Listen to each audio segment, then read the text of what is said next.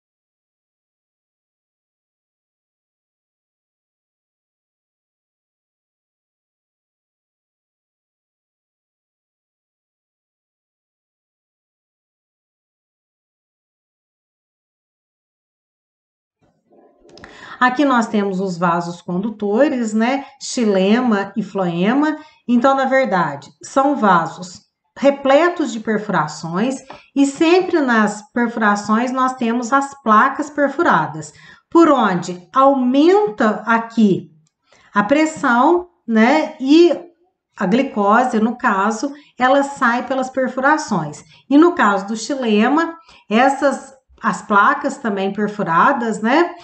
Elas aumentam a pressão e a água é distribuída por toda a planta.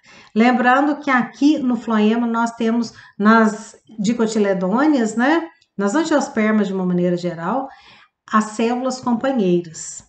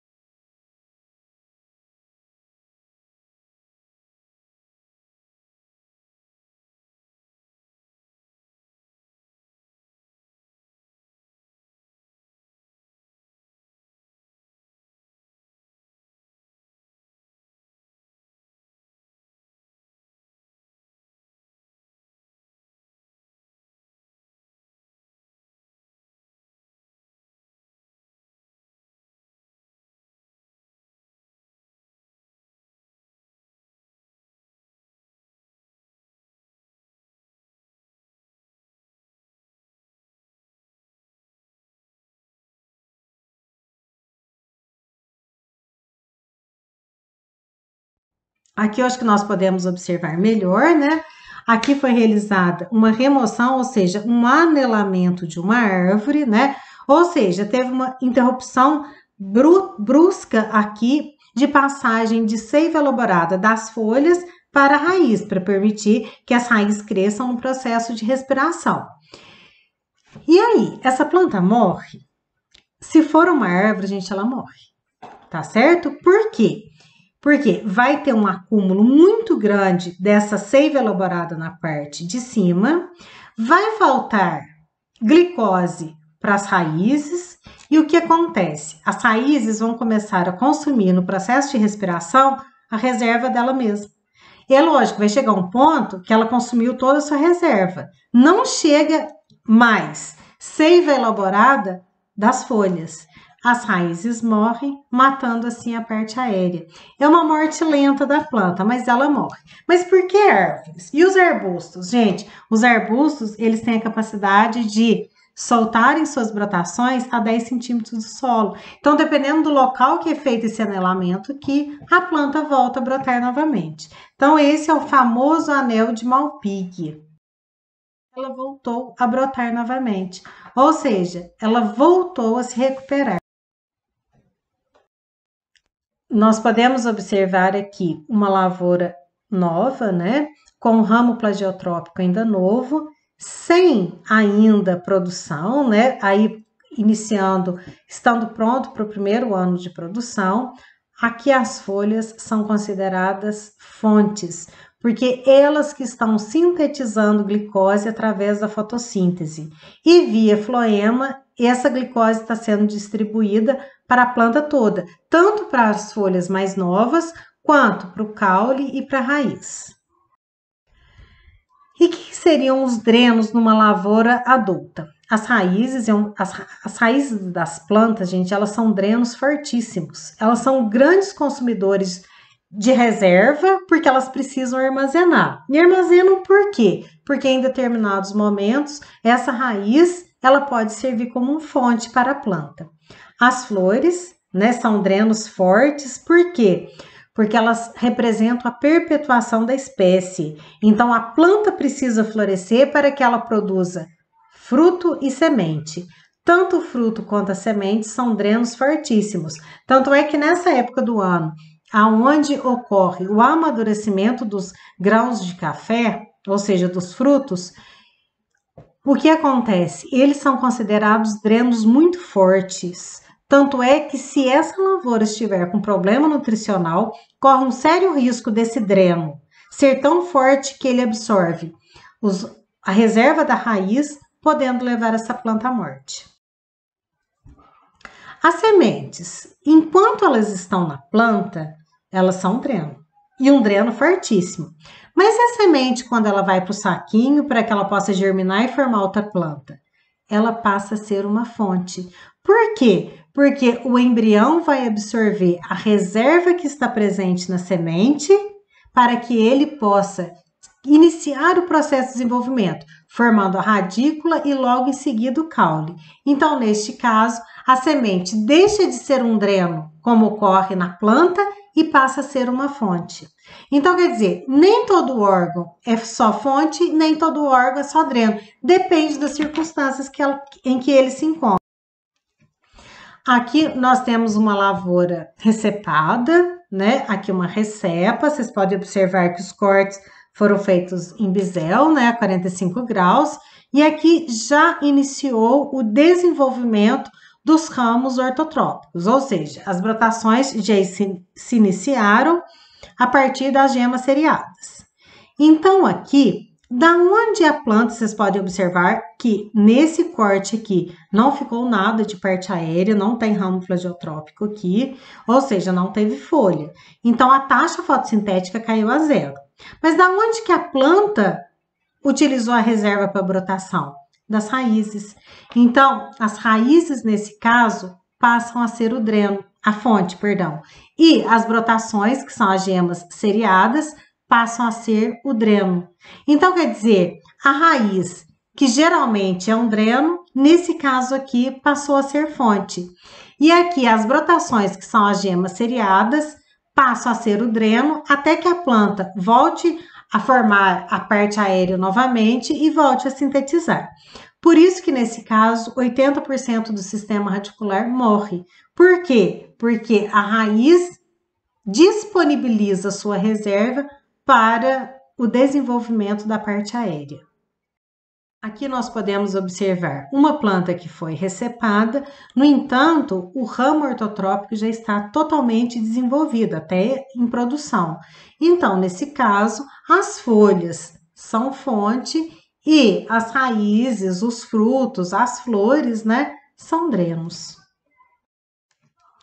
Então, esses solutos orgânicos, eles são transportados no floema sempre no sentido fonte, dreno de assimilados.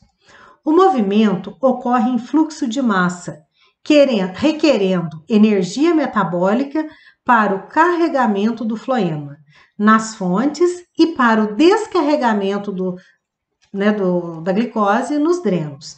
Então, aqui nós observamos, né, a fonte, a folha, né, aqui um dreno que seriam os frutos e o outro dreno que seriam as raízes. Bom, foi feito aqui, então, um anelamento, só para a gente retornar lá o anelamento. Então, rompeu o floema e o floema passa a distribuir essa seiva elaborada, sintetizada nas folhas, apenas para os frutos. É lógico, para as outras, parte aérea da planta. Deixa de distribuir para as raízes.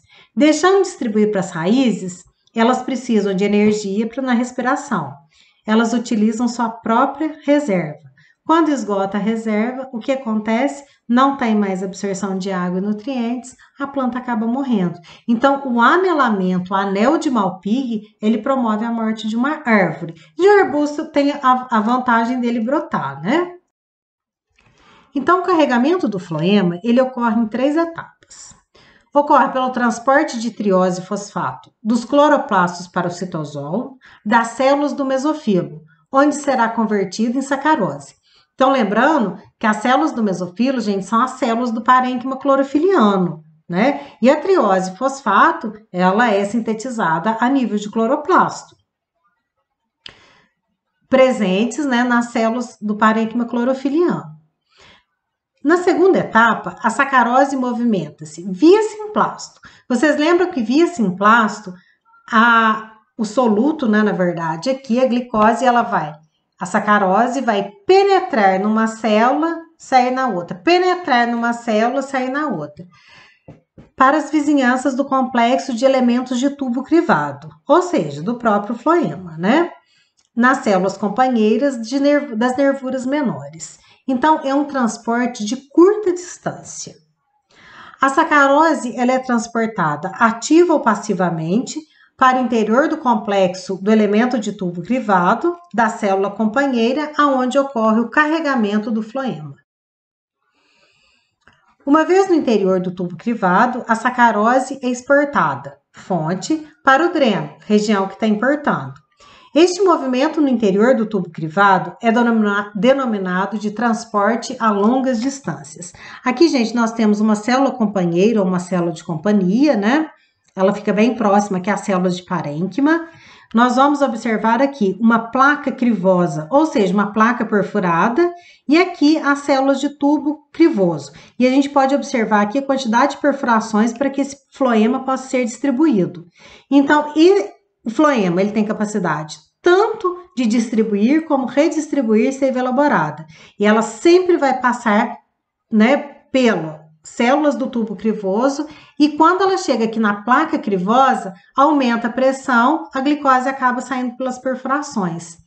Isso, gente, significa o transporte a longas distâncias. E entre o esquema das rotas de carregamento do floema, né, nas folhas, né, que são fontes. Então, aqui eu tenho parênquima clorofiliano, em cima parênquima palissádico e parênquima lacunoso, né, aonde se encontram os cloroplastos. Aqui uma nervura, né, uma estrutura de nervura da folha. Aqui a glicose, ela é sintetizada, né, e aqui na célula do mesofilo, né, que o mesofilo é a mesma coisa que o parênquima clorofiliano, o açúcar, né, que é glicose, que depois sacarose, né, ela passa aqui, ó, via simplasto, ou seja, passa de uma célula para outra, aqui, ó, uma dentro da outra, né, aqui a gente tem a membrana, a parede celular, a membrana plasmática, né, e ela vai passando de uma para outra, até o elemento crivado, ou seja, ela sai aqui da célula do mesofilo até atingir o floema. Então, quer dizer, isso é rápido? Rápido demais. Então, ela faz célula a célula via simplasto, dentro da célula, passa dentro da célula, até atingir aqui o elemento de vaso no floema, né? E assim, ele é distribuído a longas distâncias, até chegar ao seu dreno principal. Gente, muito obrigada pela atenção de vocês.